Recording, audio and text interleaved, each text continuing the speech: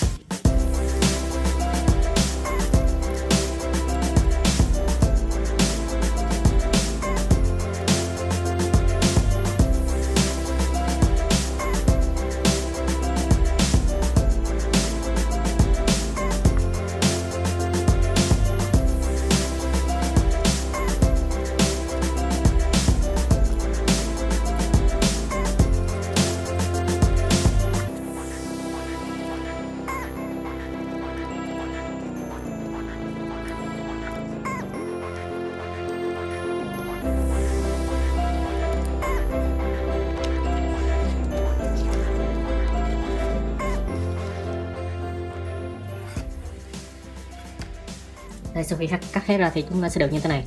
Bây giờ tiếp đến chúng ta sẽ làm phần khung cho nó.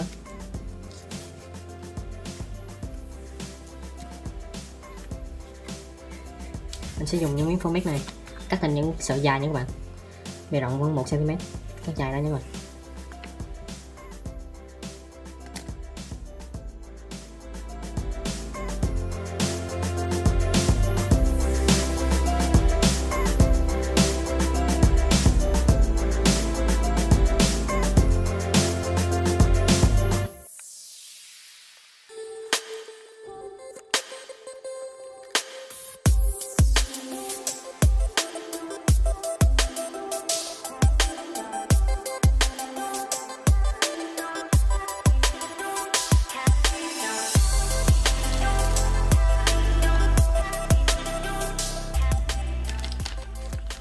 Đây, chúng ta cắt ra như thế này nha các bạn.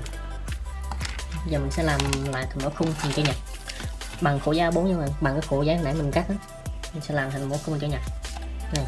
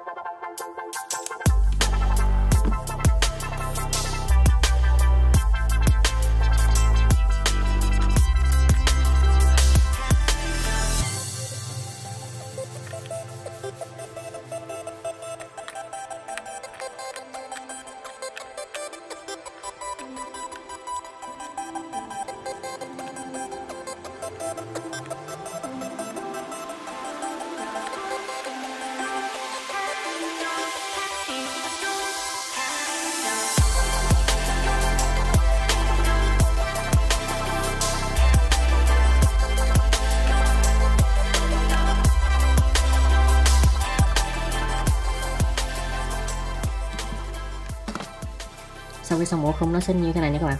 Bây giờ chúng ta sẽ tiếp tục đặt nó lên cái miếng tiếp theo, miếng tấm ảnh phía sau như thế này, và tiếp tục làm thêm mẫu khung nữa. Bây giờ mình sẽ làm cho các bạn xem nhé.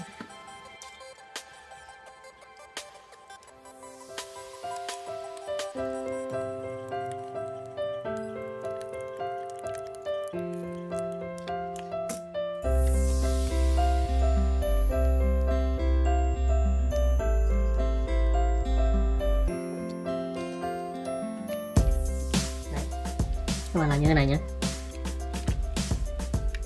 và tiếp tục những tấm còn lại chúng ta cũng làm y chang như thế. Cứ một lớp như thế này chúng ta sẽ kèm vô đó một lớp ảnh. Sau khi dán xong chúng ta sẽ được như thế này nhé. Bây giờ mình sẽ làm cái hộp ở ngoài và cái phần đèn ở phía sau để cho nó tỏa sáng ở phía trước các bạn.